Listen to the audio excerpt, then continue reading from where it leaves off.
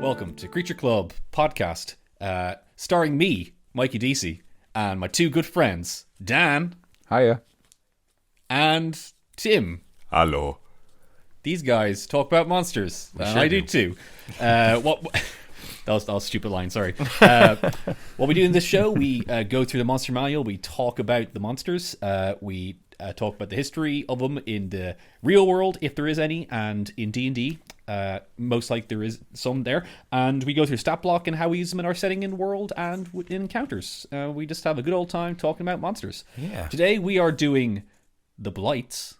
And I hope that this episode won't be a blight on our listeners. Oh no, I thought I was the only one that did hard hitting awful jokes. Oh man, I needed something, you know. It would have. I think. You know what? The important thing is that you tried. This is also my last ever appearance on the Creature Club podcast, guys. So thanks for having me. Thanks for that. Yeah, I just got a message from the director. He was listening in, and you're fired. So yeah, he's just. I see him through the screen now, and he's just shaking his head. Oh, is that a gun? Jesus. Yeah, it's a gun. Oh my god. Okay, but you know what the director likes? He likes to talk about monsters. Apparently. He does. So, he does. Yeah, he's nodding. He's putting the gun away. It's working. All right, let's get to work. Monster.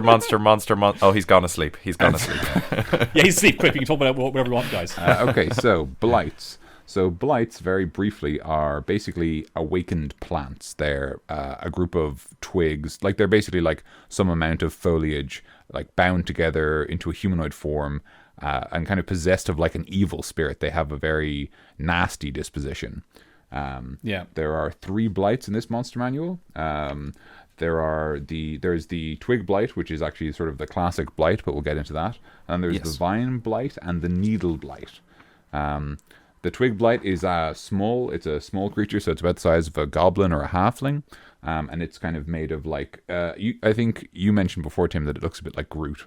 Evil Groot. Yeah, evil like Groot a miniature evil Groot. Yeah, that's a really solid way of thinking of it. There's the vine blight, which is medium sized, so about the size of a person or an orc or that kind of thing.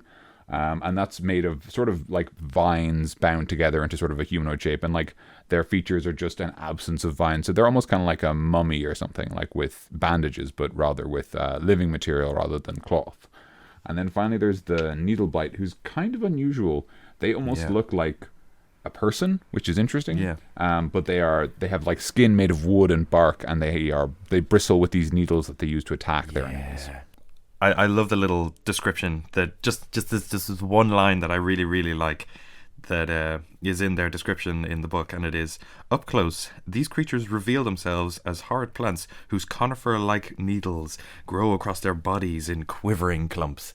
Oh, it feels like, when I imagine it, I see like one of those, like, you know, those graphic tests things where like you just move an object that's covered in hair or something and it just kind of shifts and looks really cool. That's what I'm imagining when I see the conifer-like needles quivering. So cool. I love them. My D&D games have really good graphics, so I like to have that. I got the HD update, so yeah, mine look pretty good too. Okay, so that's what the blights look like for those of you who are on the move while listening.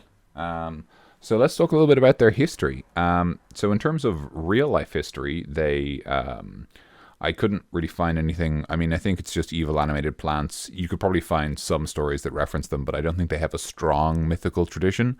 Particularly, the Blight is a creation of Dungeons & Dragons, like the Beholder we've covered before. And the Blight was created in an adventure called The Sunless Citadel. Cool piece of trivia. The Sunless Citadel was the first adventure created for 3rd edition.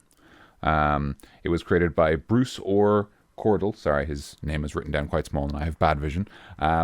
Bruce Orr Cordell, and interestingly enough, Bruce made, I hope he doesn't mind me calling him that. Let's say Mr. Cordell. Really, I feel better that way. Mr. Cordell made a set of 8 adventures that were kind of like loosely linked. They were almost like vignettes, but like they'd reference each other. And what's cool is that the things that are in those old adventures are the history we have here in the book, where it says here the idea that like blights come from this like evil tree called the Gulthias tree. That's That's from the Sunless Citadel. That's the final boss fight in the game is against an evil druid who is tending to the Gulthias tree, which has been creating all of these blights. We'll probably talk about when it comes to the encounters part, but I love the idea of having a force of enemies and their powers come from this one source, like this tree. Yes. And you want to get rid of these guys, go for that tree. Yeah. You know. Yeah. Mm-hmm.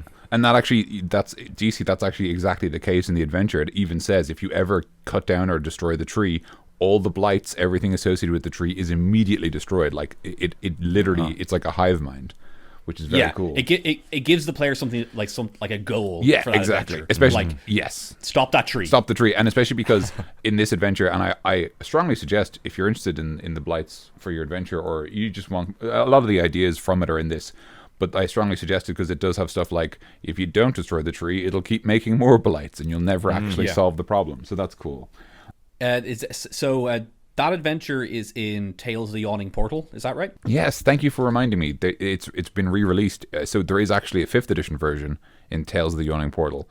I haven't had a chance to check that out. I don't have a copy of the book, and I can't find a copy online.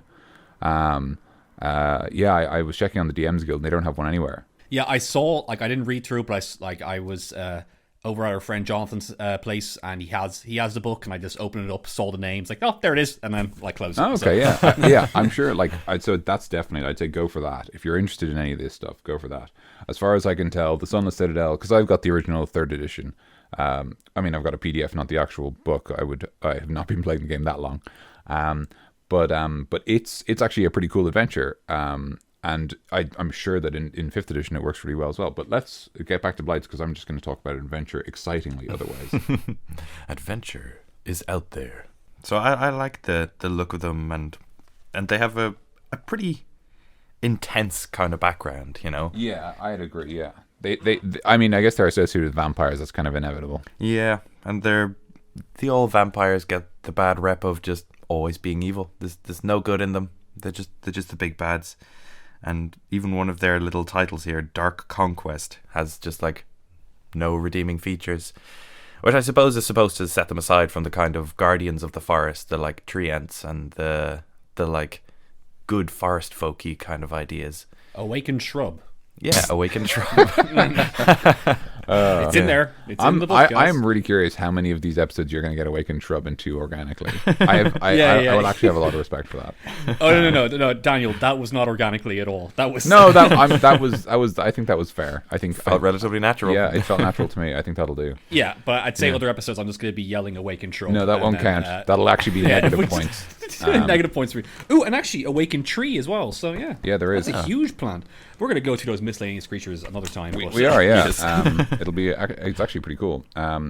So as it says here, that in the original adventure, the only source of the blights is the Gulthias tree, the single tree, which is literally, there was a vampire called Gulthias who was killed with a stake, and that stake was used to plant a tree, and then the tree was evil because Gulthias's blood was kind of still in the stake, still influencing these things.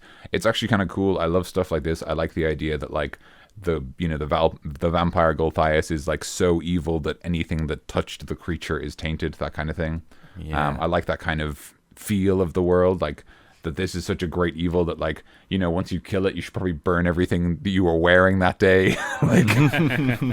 It's like going somewhere with loads of spores, so heavily imbued with his influence and like his blood soaked into it, and it's very, very evocative imagery. I'm all about my evocative imagery, as everybody knows. I mean, and I also like it because I like that. I mean, I don't think it's something that you necessarily want in every setting and in every game, but I do always like the idea that doing a kind of a thing in fantasy where blood carries more than just, red blood cells and oxygen and stuff. It's, your blood is kind of it's your ancestry, and it's your life force, and it has these kind of slightly mythical qualities, not so much to make it more important than anything else, but more make it part of the world of magic, that your blood is also a bit magic, because every part of you is probably a bit magic in D&D.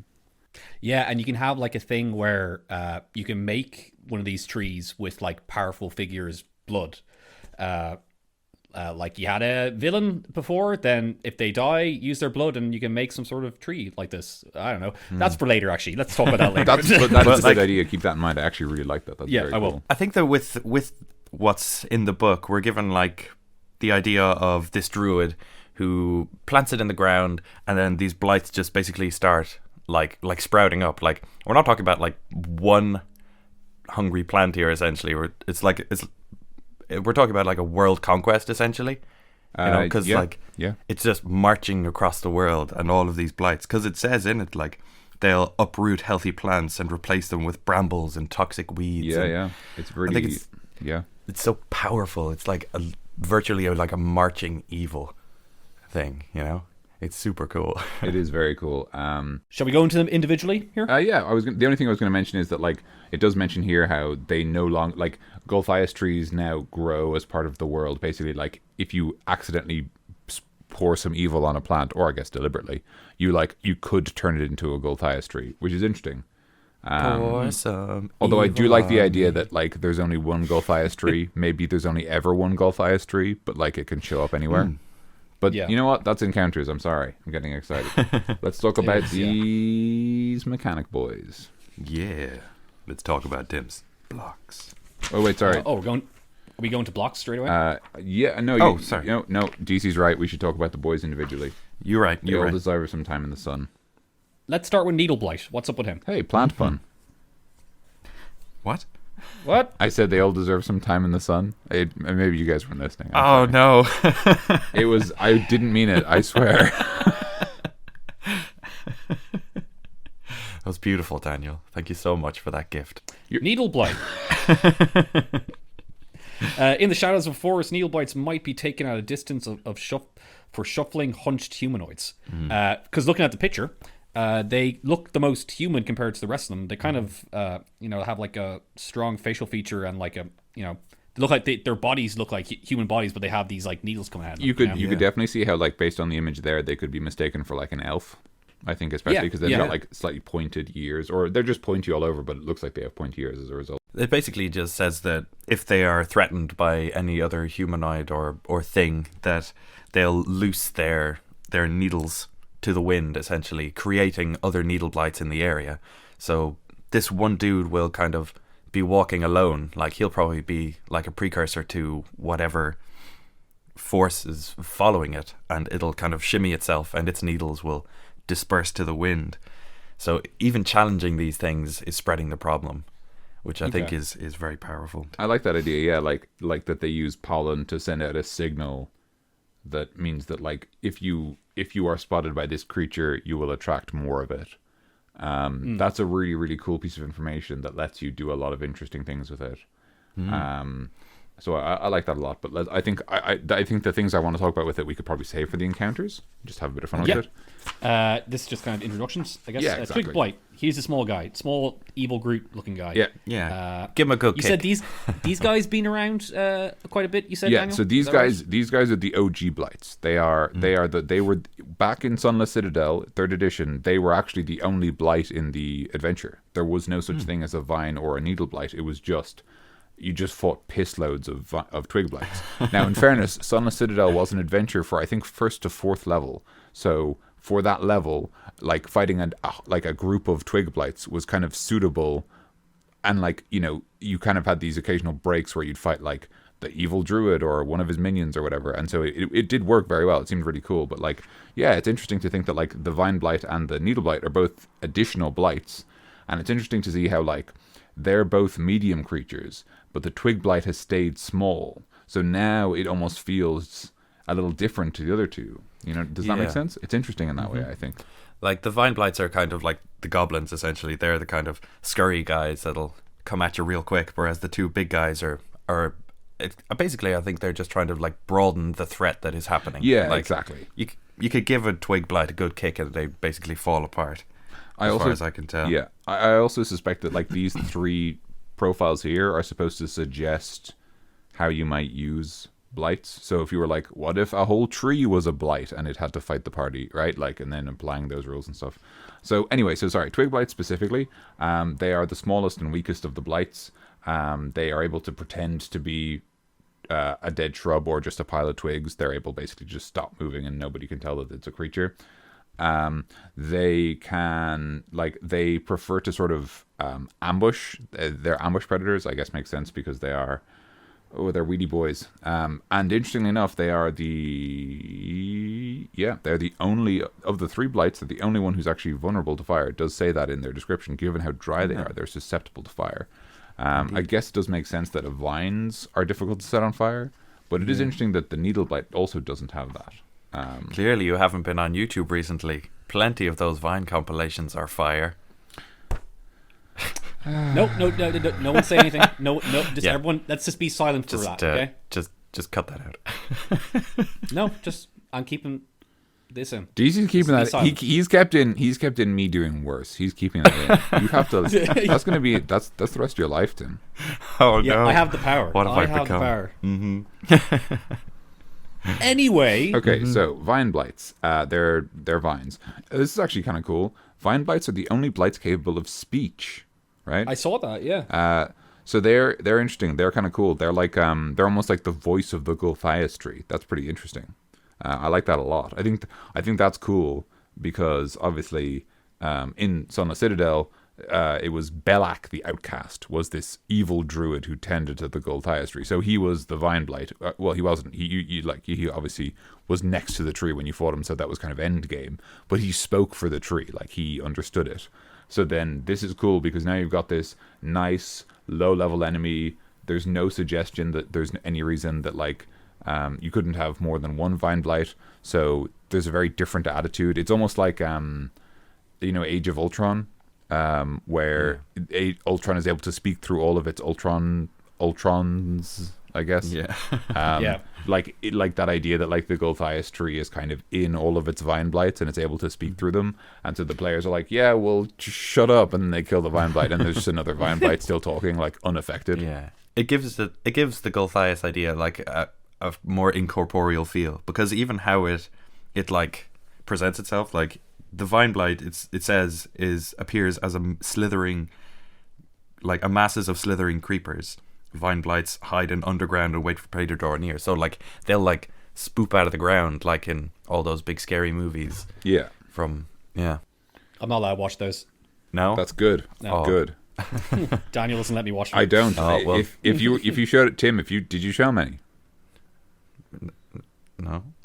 Good. Yeah, so that's the other interesting thing. Both Vine Blights and Twig Blights, it talks about how they hide in the undergrowth. But the Needle Blight doesn't do that. So I guess the idea is that the Needle Blight is sort of the like almost like the alarm or like the ward, like they're like the guard blights, and so they can use their pollen to alert other blights. But then the other two blights are like, oh, there's someone coming, and then they're able to like blend into the surroundings and wait for the hapless adventurers to walk through and jump them. I think that they're all basically kind of front line to the blighted woods that's basically spreading. Like, that makes sense. Like, you'll come across them pulling up other fresh plants and stuff and like scraping at trees, trying to get into its bark kind of thing, you know? Like, these are frontline boys. Yeah, I get that. Yeah.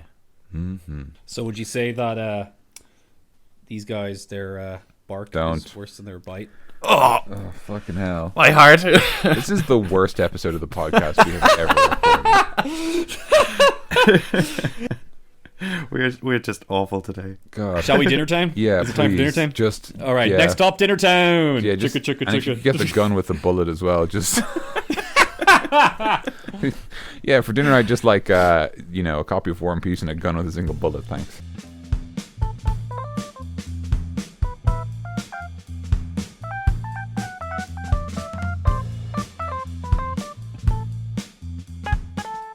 Welcome to Dinner Town, guys. I just want to start with this quote. Actually, it's a good introduction. Behold the legacy of Gulthias the Vampire, plants with a taste for blood.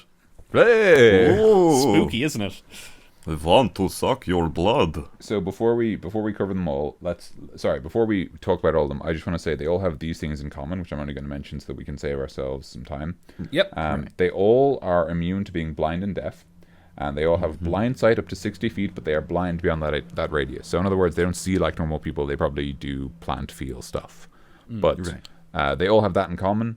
They all understand common, but only the Vine Blight can speak common. Cool. So the Needle Blight is armor class 12, hit points, average of 11, speed 30. Average old jabroni monster. Regular old stats, but intelligence, wisdom, and charisma obviously are like 4 and 8 and 3. Low enough. No talking boys. Yeah, for a monster. And challenge rating quarter, so you probably end up throwing a bunch of these guys in one encounter.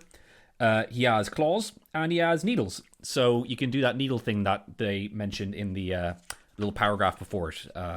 But that's really it. It's just a very basic guy, Yep. Twig Blight is mostly the same. It's got a little bit better armor because it's smaller, but it's got much less hit points. It's effectively got enough hit points that one hit will almost always kill it. It is trained in stealth, interestingly enough, which I guess makes sense because that's kind of the only way it's going to get anything done. Of the 3 blights, it's the only one with a damage vulnerability to fire, which is pointless because it has 4 hit points. So, that's cool, I guess. Thanks. If you throw a match at it, it's going to go up quicker. I guess that's a good point. You could literally say, I throw a match at this twig blight, and it's yeah, it does. You could be the cool character, and you're smoking a cigarette, and you flick it into the forest, and you accidentally light up a twig. No, hang on, hold on, Tim. There's nothing cool about forest fires.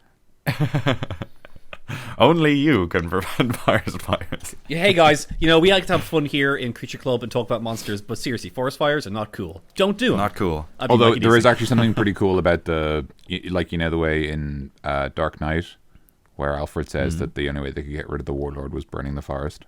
Okay, yeah. Do you guys remember that? Yeah? Where they Not really. Alfred tells the war story. Alfred tells the war story about the warlord who was stealing all the gems, and they hired Alfred and his other mercenary friends to stop him. And then, they couldn't find him, and later on they just found, the warlord had been giving the gems away because the warlord was only doing it to, oppose the power and didn't actually care about winning. And so then that was this warlord. No.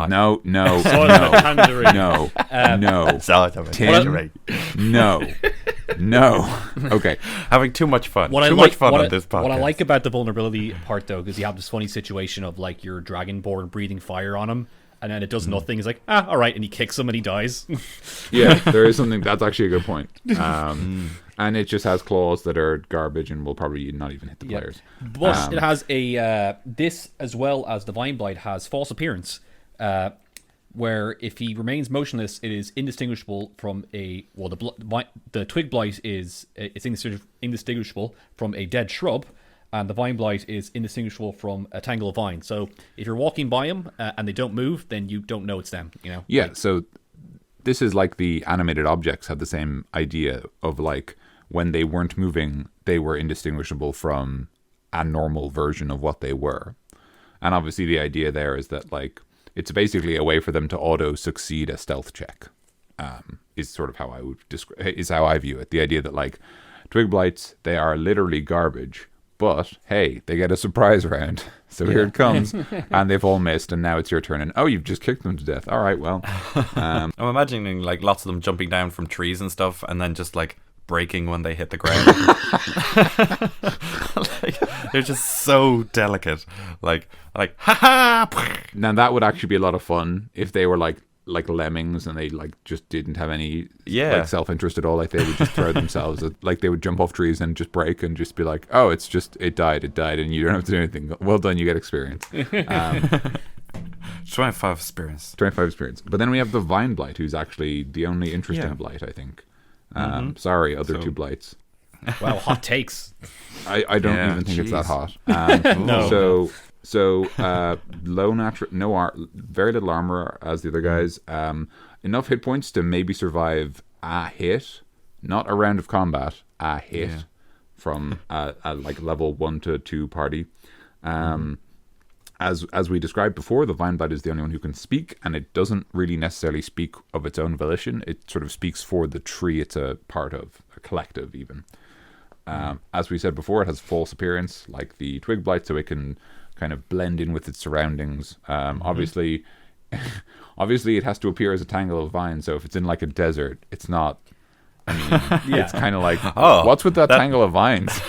And there's a tangle of vines over there. Well, I guess it's just a tangle of vines. Yeah, if you have your player characters will notice one thing different, and then we have to investigate that, and then do some checks to investigate perception, and then if that doesn't work, just hit it.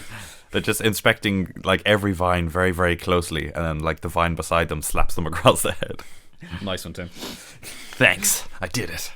But yeah, the Vine Boy his actions are primarily actually, they're really cool. Actually, I really like them.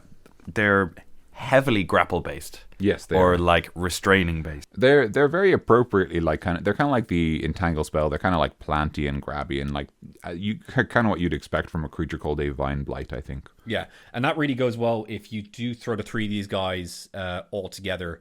Then get the vine blight to keep them down, and then like get some twig blights, some needle blights to like attack them. The players when they're down and restrained. Like they kind of go well together. So because when someone is restrained, like they will be taking a little bit more damage from the twig blight, who has just awful ability to hit. There's like plus 3 to hit for both the needle and vine and twig. So you want to be able to hit them. Maybe do a little bit of damage. So the thing that I think is super cool about the vine blight is that the melee attack is a 10-foot range. So like it doesn't hit what's next to it. It kind of like throws out a loop of vines and catches someone far away. I think that's really exciting, and I think that's a nice way to trip up your players. I think they would predict that like they're going to get attacked if they're close by, so that like the fighter kind of leads to engage, but then it throws a vine behind it and grabs the rogue or whatever. I think there's a nice trick there, and I think like that is probably like one of the coolest surprises that you can do. I actually just really appreciate the fact that it's a little bit longer range. It makes it a little more exciting. And then it has Entangling Plants, which is a recharge ability. We haven't talked about recharges in a while, boys, so I'll just very quickly... so recharge powers work how you have one, and after you use it, you can't use it again, but you recharge at the start of every turn. You roll a d6, and if you get the results listed next to recharge, in this case it says 5 or 6, you get the power back and you can use it again. It's generally reasonable to say that, like, based on the numbers by the recharge, that gives you an idea of how often the designers want you to have access to that power. So in this case, recharge 5/6 is 1 in 3 chance. So every 3 turns, I guess. So probably like once per Vine Blight's life, if they're very lucky, another time. But so what it does, grasping roots and vines sprout in a 15-foot radius centered on the Blight, withering away after 1 minute. For the duration, the area is difficult terrain, which means that it's just half speed when your guy's walking through it, for non-plant creatures. In addition, each creature of the Blight's choice in that area, when the plants appear, must succeed a DC 12 strength saving throw or become restrained. A creature can use its action to make a DC 12 strength check, yada yada yada, freeing itself, yada yada. So yeah, or someone else, by the way. Yeah, just as you can help the Weedy Wizard out, because yeah. I'm imagining like that. I like that as like the first trap that's sprung. Like the Vine Blight. Yeah, like that's the a good party point. is walking through this.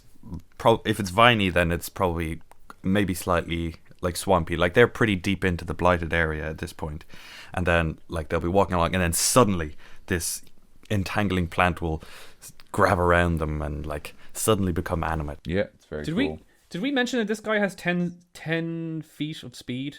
Oh my god. Oh, he does have. He's a very slow boy. Very slow. He's a very slow boy. That is a good point, TC. I guess that's interesting, because that makes it very clear that, as you said, Tim, basically he leads with that, and then he probably tries to constrict someone, and then like I don't think he breaks the constriction. I think he just keeps that one person nearby so that the party can't run away. Yeah. The other thing I just wanted to mention very briefly about this ability is I like that it's a strength saving throw, because there aren't that many strength saving throws overall, and I always think it's nice when there's a couple of them in there, because I think the fighter is trained in strength saving throws, or somebody, and it's cool. Yeah. It's cool being like, hey, you get to use that now. I think the least used saving throw, for those of you who are interested in maybe making your own homebrews, I think the least used saving throw is intelligence, if you want to make something a little different. Yeah. So, which is usually used for like vision-based stuff. Like in one of our recent games, we had one of our characters, a paladin, be put into a glass case of emotion, essentially. Yeah, like he got himself stuck into like an illusionary glass case, and then inside there he started seeing like snakes and stuff, like horrific visions, and he failed the intelligence check, and he thought he was being attacked by snakes. Yeah. That's like a Homer with the night terrors. Yeah. Cobras. Oh god. Yeah. That's that's their basic very small stat blocks. Nothing too weird in there, but if you use them all, 3 of them together, it's cool. You know, they're kind of made for each other, I think. Is that all on them guys? I think we gotta go eat dessert. I think we have to eat dessert. I think they will not let us leave this restaurant unless the director won't. Yeah. Send help.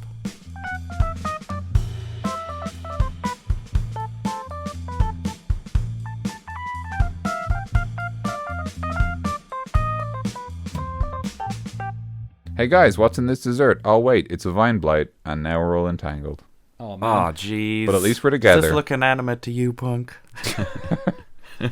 So, what I was kind of mentioning, and I was kind of thinking about more, the Gulthias tree is made from the blood of Gulthias the vampire, and his darkness and his evilness in his blood made these guys. And these guys are kind of like talking through, using his life force to like, you know, be alive. Yeah. I was thinking, you know, if you don't want to use Gulthias, and let's say if you had you made a setting, you have a world, maybe you had another campaign where there's a big bad who just got defeated, or you have this ancient villain that you have in your world that you want to bring back. If their blood is so powerful and you can make a Gulthias tree with them, what I think with these guys is that basically the tree is that guy and he's living through these blights. Do you know, like, I'm making sense? I kind of... Totally. I'm picking up what you're putting down. Thanks. Girl. But like, it's just kind of it's a really cool way for like a villain to live on, you know, through these like viney blights and like maybe in a tries tree. to plant more. In a tree, exactly. It's a very fantasy and cool way. Maybe a lot like if I actually was a villain, I'd be like, oh shit, I'm a tree now. What am I gonna do? That's like, what I was thinking as well. Yeah. Well, this sucks. But like, I miss you know, having legs. Yeah, but like in a fantasy fiction kind of way, that's pretty cool. You know. Yeah, it is. Now, I think the thing I would say with that is like I think we can kind of expand that idea a bit because the Gulthias tree was made specifically because a wooden stake was used to kill a vampire, and then the wooden stake was planted and became a tree, but the tree was that killed the vampire. So I think that idea of like the item should be like linked to them in some way is sort of important. I don't know how you do that outside of vampires, like because obviously, you know, in the case of like wooden stakes and vampires and stuff. Yeah, the kind of classical. I mean, you could do it like it's a vampire, but like it's back in the form of a garlic plant. That'd be fun. Maybe like someone makes some sort of seed or something out of his blood, and something else like through magic or something, like some sort of sorcery in a pot stirred around, and it made this goo that they pour into this hole, and a tree comes out months later. Like I think when it's magic, you have to use the word cauldron, DC. But other than that, I agree. No. It has to be done in the cauldron. It's on the stove. It's fine. I'll get to it later. You have to cook this. You know, that. If you're going to use this, guys, you have to cook up whatever. Like, Ew. I kind of imagined it as like probably whichever person killed Gulthias was like Gulthias was probably in like a bad way, like he was not a healthy girl essentially, and so like he was stabbed, and then probably it was left in him because like his evil was still there, but like it imbued into this like into the stake. And I like the idea that it became this plant essentially, and then like the druid probably knew people, and like maybe he didn't immediately know that it was a big bad plant thing, you know, and like he'd have people come in and like poke at it, and like it probably looks very otherworldly, so you get like people saying like, hey, Burbelock or whatever his name was, where'd you get the weird plant? Do you guys want to know about the Gulthias tree in the Sunless Citadel? Because honestly, it's really interesting. Oh really? Yeah, it's actually really interesting. I mean, sure. Like it's, I guess it's semi-related to the Blights. The thing that this is the thing that the Sunless Citadel does in a really interesting way that's very cool. So obviously it says there's this tree called the Gulthias tree. Now, more about Gulthias and I think how like they're slain is in another adventure called Nightspire Citadel. Hang on, I'm gonna check. It's called Nightfang Spire. Sorry, I'm back. But that's part of that series of 8 adventures, all written by your boy Bruce. I'm back to calling him by his first name. Not by Mr. Gary. Bruce or Cordell. So there might be more stuff there, but this is just based on what's in the Sunless Citadel, because that talks a little bit about how the tree itself works. So the tree has a bunch of interesting powers, and how many of these you want to keep is up to you. But I'm going to describe them all, and I really want to make the point that what's kind of cool is that how these powers work and how the blights work are actually kind of linked in an interesting way. So the tree has basically two main powers. First of all, it makes infinite twig blights. It just makes them. It just spawns twig blights, just constant, like just nearby it. They just form out of the like roots around it and stuff. They just spring up and walk around, and they can walk as far as they want. They can. It says in the Sunless Citadel how like a twig blight can like plant itself and make more twig blights, which is interesting. So they're like self-sustaining. So that's one thing it can do. It'd be reasonable to say that obviously in the context of 5th edition, the Gulthias tree could also make vine and needle blights. Maybe like less of them or less commonly. Maybe there's some condition they need to reach. Like a particular type of plant that they need to infect or something like that. Yeah, possibly. actually, that's a really good idea. So the other thing, so then there's two other things the Gulthias tree does. Now there might be a couple more in this adventure that I've missed, but these are the two that I think are really, really interesting. First of all, the Gulthias tree actually flowers a plant twice a year. So in the summer, it produces a blood red crimson apple, and this apple is a powerful healing artifact. When you eat the apple, you actually gain the benefits of the heal spell. Which is 6th level cleric magic. So that's very powerful, especially for a low level party, which are supposed to be, confronting this on the Citadel. It's orders of magnitude more powerful than they are. And it even specifies in the adventure that the apple can be split into 4 pieces, and each of those 4 pieces has the full effect of the magic. That's pretty rad. Which is very interesting. So here's the interesting thing. The Gulthias tree flowers this fruit, which is then given to some goblins, and the goblins barter it to a town. And the reason that the Gulthias tree wants all this is because the seeds from that apple form twig blights. So the villagers get this apple that's like this really powerful healing artifact, and they're like, shit, we should plant this and get our own. And every time they do it, they just make more twig blights. More twig blights. More twig blights. More twig blights, left and right, wall to wall. Now blights. I think you could do more stuff with that. You could make them more dangerous version of twig blights, or you could even make them that like maybe they become secondary Gulthias trees, almost like secondary nodes in this hive mind. That could be kind of cool. You could play with that a bit. I think there's a lot of space there. Now remember I said it fruits twice a year. So in the dead of winter, it fruits a pure white apple. And now this apple has power word kill. So any who eat the apple probably die unless you are very, very, very, very high level. And like the healing apple, it can be split into 4 pieces, and each of those pieces has the full effect. Now I don't exactly know what the benefit of this apple is. I don't know why it flowers twice. I assume it's because it's a vampire, it's evil, and this is a great way to get people to die. And also, like the other apple, the seeds of this apple do form more twig blights. So if you were evil and you had this evil apple that killed people, you might think to yourself reasonably, well, if I plant this seed, I can get more of these wicked cool evil apples and poison all my rivals and stuff. So then you're again creating more twig blights. So that's the first thing it does, and I really like that. I especially love the healing apple, because I love that this like powerful evil entity basically is still creating something that the PCs can use. And it even talks about how in the setting, because there's a village nearby the Sunless Citadel that and they're the ones who barter with the goblins for the apple, they hate bartering with goblins because goblins are evil, and when they give them money then they just raid them later and stuff. But they have to, because the apple is so useful, and it's so, because I think heal, it can cure all diseases, it neutralizes poisons, I think it can even remove curses. I don't know if it can restore limbs. I think in 5th edition it actually can. So you can understand why a town of like normal, like level 1 or 0 peasants are like, yeah, we need that apple. We're going to scrounge up as much money as the village can spare and pay for it, even though we hate... Yeah, like we know how to make more apples out of apples, so... Yes, exactly. Let's we have the exact like expertise to get more apples, but obviously it never works because what happens is the twigs the seeds turn into twig blights, which run off, and it mentions in the adventure the villagers think the goblins are stealing the trees.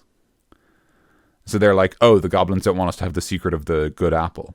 Now, the Gulthias tree has one more power, which is basically called, I don't know if it has a term exactly, but basically it's able to create supplicants.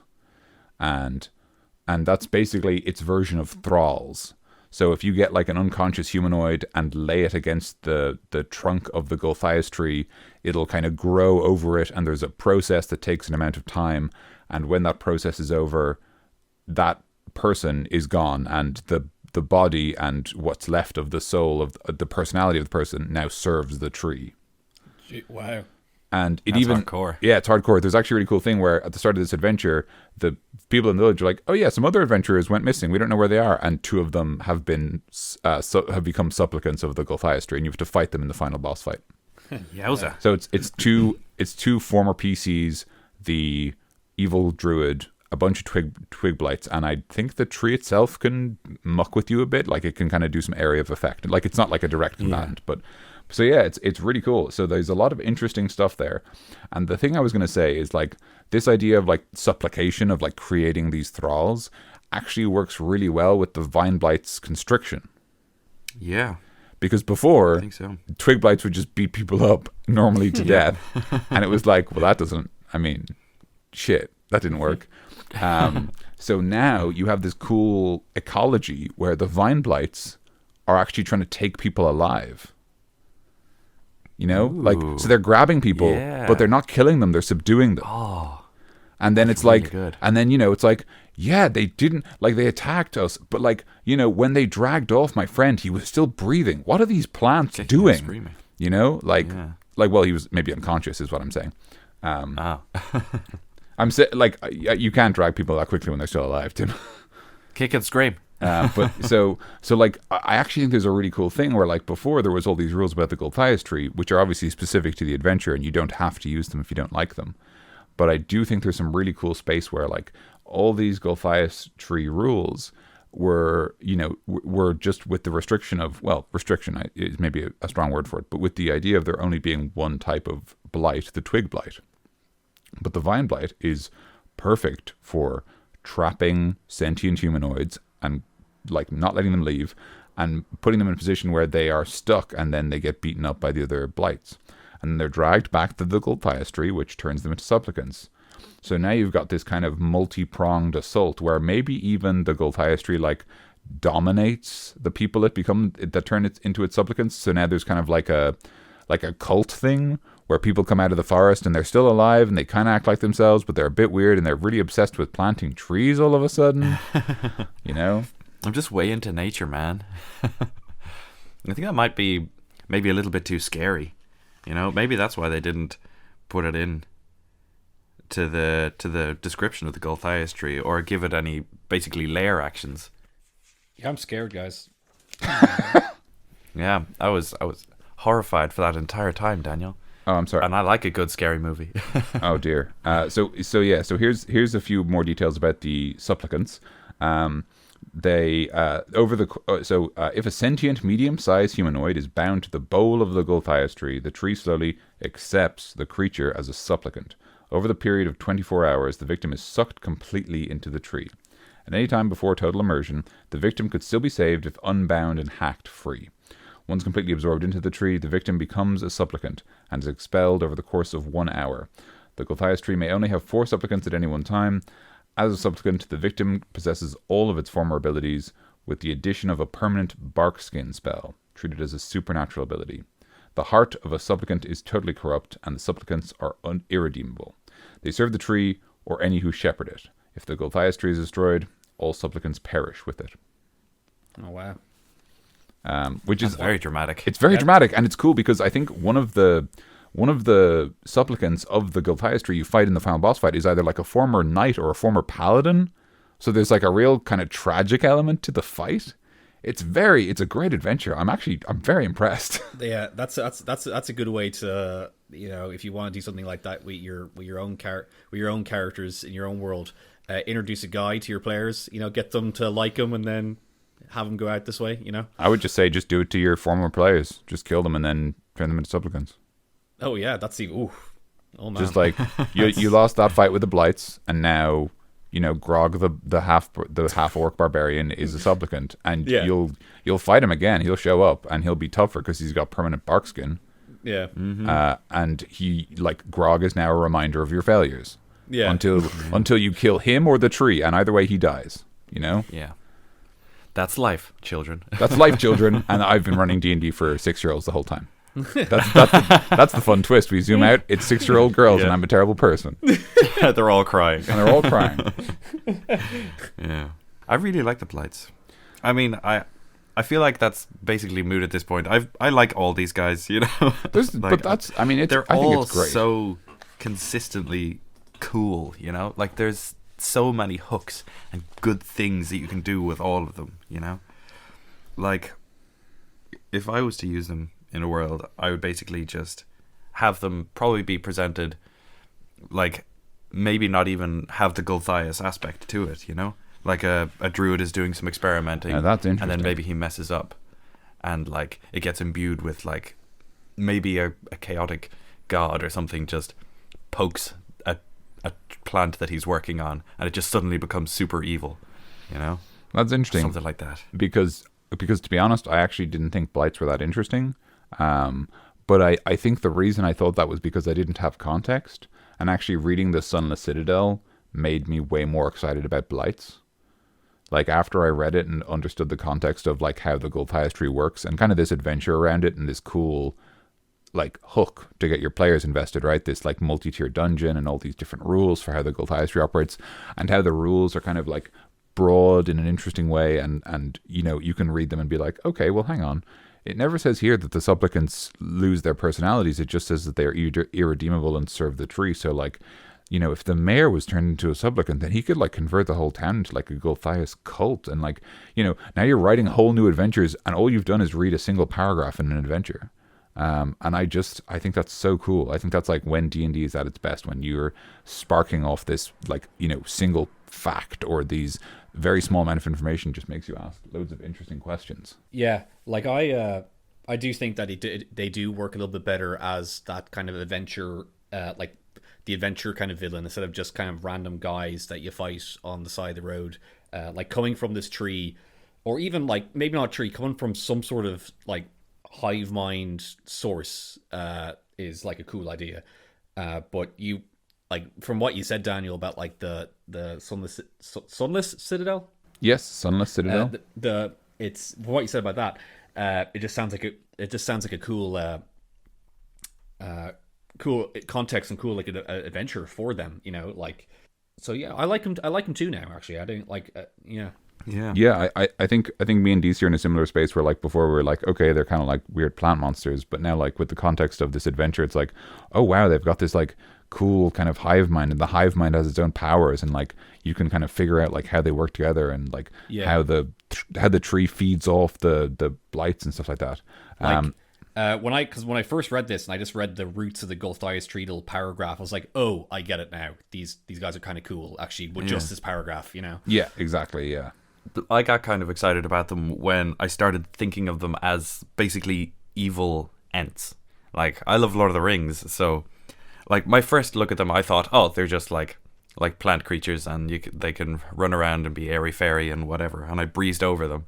But then I looked into it, and they're actually just like pure evil. Like, they are manifestations of this character's evil or of something's evil. So they have to be like promoting growth but also destroying life at the same time. Like, they're the evil growth that they're promoting. They're almost virulent in a way. Yeah. They're like just heckin' bad, you know. There's like nothing good about them.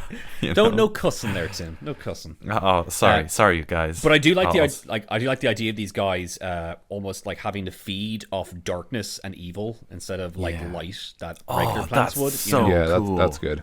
Like any of them blossom at night when the sun is gone. Oh, that's really cool. And if you want them like you can easily put them in like an evil forest or like any kind of evil area that you have. Like, oh, they grow there because they grow off evil, you know? Like, what's evil? I don't know. It's evil. Like, you could even put them into the Underdark that way, and that would explain why they don't need light, because they are vampire plants. That's rad. Yeah, I'm all aboard for the Blight train, which sounds awful. Yeah, there's a bunch of tree guys in here. I don't like being on this train. Oh, is this the no smoking cart? I'll move on. It's fine. Ooh, sorry. Yeah. When you mentioned the mayor, I just remembered there. Like I was imagining, like if it's this like big fat kind of markety guy, he's kind of like selling his wares normally, but then he like walks off into the forest and gets turned into the supplicant, and he's just selling it to people, saying that like, oh, it could be like bigger than hula hoops or whatever, you know. Like, I found this brand new product. It's bigger than hula hoops. It's gonna be bigger than hula hoops. Yeah. I'm telling you, Jerry. Bigger. I got an idea, guys. I got an idea what to do next. Shall we What's that? Monster Hunter this monster? Ooh. Yes. Because I got a couple of cool ideas. The Needle Blight with his needles that kind of sprout out of him. What if you made like a Needle Blight armor that can do that as an action? That's cool. I like that a lot. Yeah. Or Vine Blight, same kind of thing. Maybe you had like viney armor that I don't know how it would make sense in like context and how in mechanics in terms of like your world and lore, but maybe your armor can constrict people and its vines can come out and do that like somehow, you know. Like maybe if you have a druid in your party, he can kind of like see what's going on with the plants and like have like a oneness with them, and then he can like do the same thing as the vines. He can like just and make all the entangled things. Yeah, that'd be cool. And here's one thing though, like if you make Twig Blight armor, it just, to me, it makes no sense to have it vulnerable to, sorry, yeah, I'm getting mixed up here. Forget I said that. Don't make Twig Blight armor because I think it's reasonable to say that you wouldn't Monster Hunter the Twig Blight. I don't think it's literally like it's a sentient pile of It's sticks. just a pile of sticks. It's like you can just you get them every day. That's how you make a campfire in camp. Like it makes a good campfire, you know, but not like specially so. yeah. What might be kind of cool actually, and this is just something like minor, is like with the same idea you said, DC, but just sort of slightly lower key and also like less, I guess, investment. Here, when it says like when it talks about their attacks, the needles are a 2d6 ranged weapon, which is very, very powerful. Obviously, for a ranged weapon, I don't think there's any ranged weapon that does that. No, any thrown weapon that does that anyway. So it might be cool if you maybe like let your players gather, say like you can roll, I don't know, a d10 and you get like that many like needles from the Needle Blight, and you can toss them as like very kind of powerful one-off thrown weapons, and they might be cool for like, you know, your rogue or your ranger, or even like, I guess you could say that they're like a dart, which is a simple weapon, so then even the wizard can use it, or the monk, and they can just have these kind of one-shot cool attacks that are from a previous adventure. I think 4E definitely, but maybe other editions had it as well, but they had a staff called the Staff of Knives, and it was just a staff with a bunch it was covered with a bunch of knives, and you can take knives off it. Dave, that's a knife. Yeah. It's the Staff of no, Knives. it's the staff of. You just have a bag of knives. No, this is the staff of. It's the Staff of Knives, guys. And then, but I think you can take it off and use one. I'm thinking of like a armor of knives, but an armor of needles, and just doing that. Like, yeah, needle armor. That sounds kind of cool. Like if somebody, it's kind of like a counter armor. Like if someone hits you, they get prickled or whatever. I'm thinking of the armor in Dark Souls, where if people go near you, they get hurt. What is it? Like the armor of thorns, I think. Yeah, I think that makes sense. Yeah, and if you give people a hug of death, they die. Well done, idiot. Yeah, Honey, I'm home. I got a no. That's a cool idea though. If you made some sort of vine blight armor, maybe like if you decide to like cover yourself with it, and like stand still, maybe you can use it as like a stealth armor where people walk by and think you're just like a ghillie suit. Yeah, like people think you're just covered, like you're just a pile of vines. So when you're in the forest, it's kind of a cool camouflage. I think you'd have to go prone for that to have the intended yeah, effect. but as in it can be like a stealth armor. Yeah, like stealth armor. You know, camouflage. Exactly. Yeah, camo. I like the idea that maybe a really, really simple thing to do would be like if you had, like, say, a druid in the party, if they took the vines from the vine blight, then I'd probably just say, like, you can use the vines and spend a spell slot and basically get its entangling roots power. Yeah, well, that's kind of what I was kind of getting at, but you put it much more better. I was just like, yeah, they kind of have a oneness with the plants, and then they go plah, and then there's entangle. But you put it in a much more coherent sentence there, Daniel. So definitely use that cut. I just like, I guess the thing I think about is like whenever I want to try and represent something, I'm like, well, how can I explain this to my players? So I always think about it in terms of like, you know, what do they have to spend? What resources do they have? And what am I giving them? So, but yeah, no, I mean, like, you know, it's like, you know, you could do anything. You'd be like, okay, you can use the vine blight, but you have to be a raging barbarian. Like, you know, whatever. It's your world. Do whatever you like. But yeah, like, you know, that could be cool. Do we want to talk about, because we're never going to have a chance to do it anywhere else, do we want to talk about monster hunting my monster, the Gulthias tree? Yeah, actually, I was thinking about that. I was actually going to mention,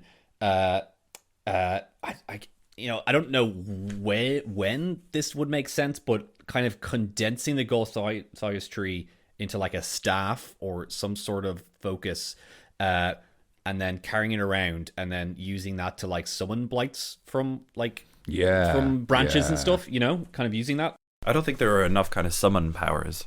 There isn't really for like, because I think summoning is a really cool effect that I think Dungeons and Dragons doesn't really delve into a huge amount. Yeah, you got like summon demons spells, and that's really I think I think it's because it's inherently a very complicated mechanic. Yeah, it does get a bit unwieldy. Yeah, it's like, it basically, like, even though it's super cool and I love it, I think it's the kind of thing where it's like, okay, so like now you have to control like 4 characters and the other 3 characters have completely new abilities. You've never seen them before. You don't know how they work, but you need to learn how they work and use them at the same time as your character, and don't take too long because the rest of the party is waiting for you to take your turn so they can take their turn. Which is kind of it's very high stakes. I think it depends on the context. Like, I do think there's the kind of player who would be like really excited by the idea of summoning a creature and using it and having its abilities alongside their own. And I do also think that it's very reasonable that you could have the type of player who isn't interested in that, but you could tell them, well, it's fine, I'll actually play your summoned creature. You don't have to worry about that, and I'll do it. I'll run them for you. You just kind of give me an idea of what you want them to do. So there's a couple of solutions, but I think there's a lot of potential for summoning in D&D. I think we don't see it used much.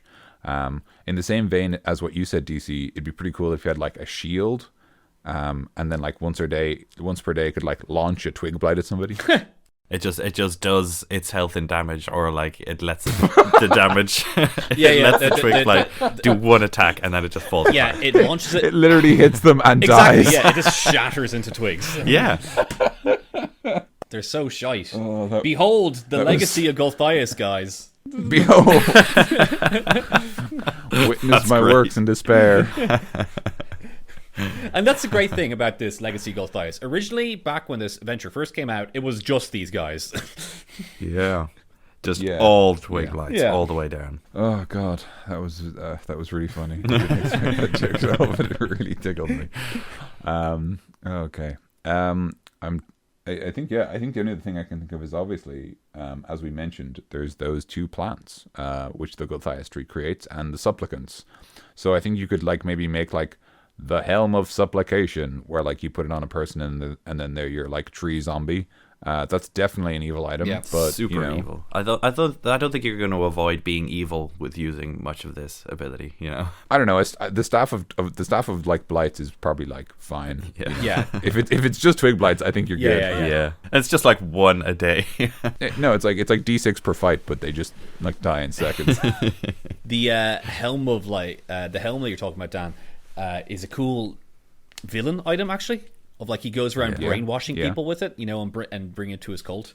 But once again, that stuff's cool. Like using these items to give to your villains, but it would just be cooler to do the Gulf Bias tree itself. It's just infinitely cooler to do it in that way. I totally like we can agree. tell you how to use these for other guys and make them into items, but just doing the adventure sounds better. Totally. Yeah, and I suppose the other thing is like the question is almost like why do you need to use the Gulfias tree helmet to make your villain able to dominate people? Why don't you just make your villain able to dominate people? Exactly. Yeah. Yeah. Like, and obviously there might be a reason. There might be a very good reason, but it is just an unusual thing. Like, there's almost certainly a more elegant solution. I guess it's just kind of cool for like flavor of like. Instead of saying, "Oh, he points at him and says, 'You're now mine," now it's like he puts a helmet on you and he's have this cool image of like vines coming out of it and controlling him. Yeah, and I suppose also there's a nice limitation there where like he only has so many helmets, so he can't. Well, the villain can't control the power. I only got so many helmets. He just You want a free helmet? He invites people in and he's like, "Oh, hey man, you're having a great night. Do you want to come in and you want to try on some helmets with me?" That's how he traps them. Sex thing. It's not a sex thing, dude. Come on. He's like, "Oh, do you like this one? Oh, that's nice. Oh, try this woody one." Gotcha. Gotti. You can do a couple things with these guys. Any more ideas, guys? Any more? No, We haven't suggested anything for the actual fruit of the Gulfias tree. well, I think that is virtually Monster Hunter-y.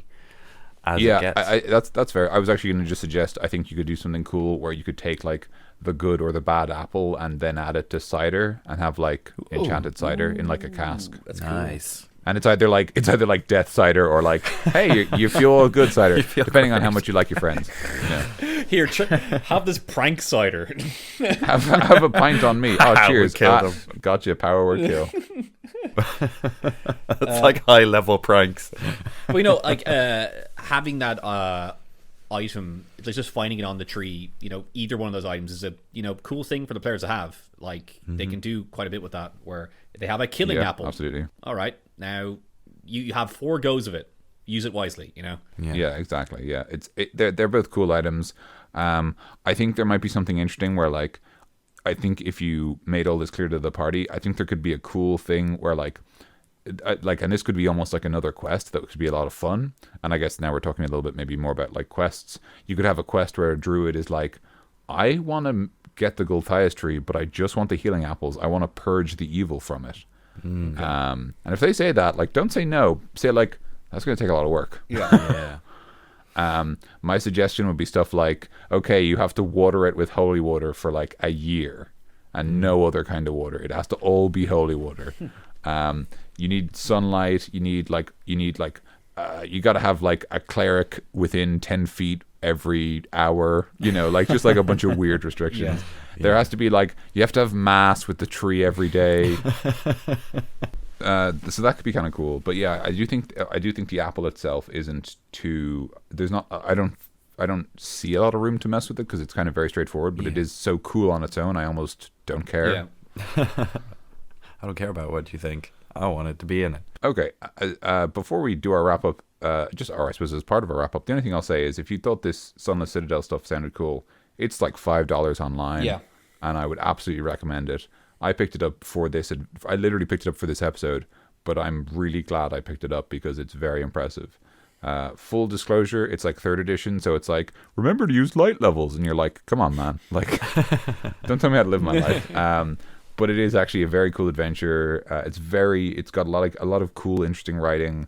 It's got loads of little tiny, like, interesting details. It's got some, I didn't even talk about, like, the levels of the dungeon, and there's, like, a cool thing where there's, like, kobolds and goblins, and they have, like, a political rivalry and stuff. Oh, there's, cool. like, I'm not kidding, it's a great adventure, and I honestly think it's worth using as your first adventure. And I mean, as you said, DC, it's in Tales from the Yawning Pit, or Yawning Portal, sorry.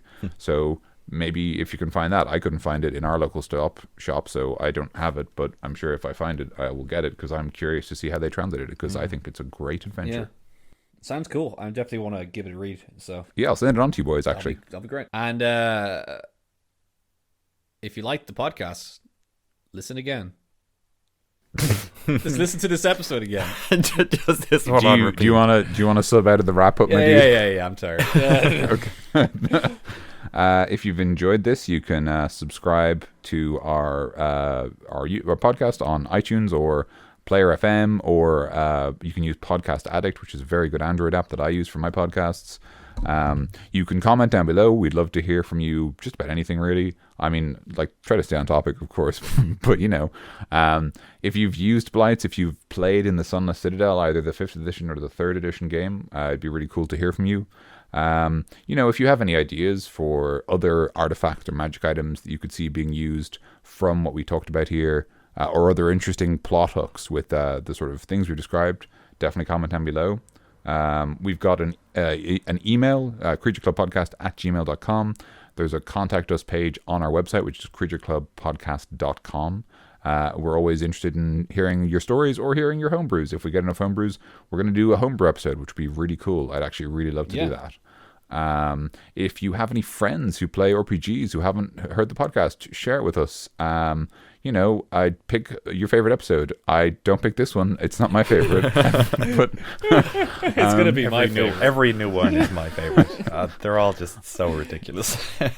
I think the animated objects episode is probably Still, I like that still one. number one. I mean, I think it's very good. yeah. I think it's such a good jumping in point. Death Tyrant is good but too, actually. I like that one. Death Tyrant, I think, the Beholder series, I think, went well, but I just think animated objects, we just had so much fun, and I still remember laughing the most, I think, recording that. But whatever episode you enjoyed the most, share it with your friends. Oh, also, Tim's going to be gone for a while, so if you miss his dulcet tones, comment, and we'll try and, I don't know, kidnap him back.